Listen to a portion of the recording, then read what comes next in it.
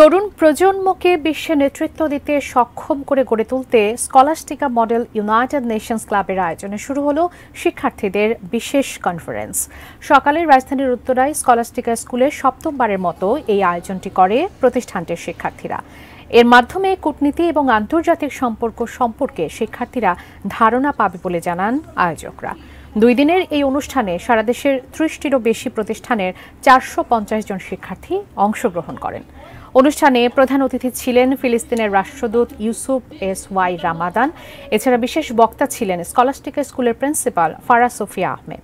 অ্যাপেক্সের সহযোগিতায় এই অনুষ্ঠানের আয়োজন করা হয়।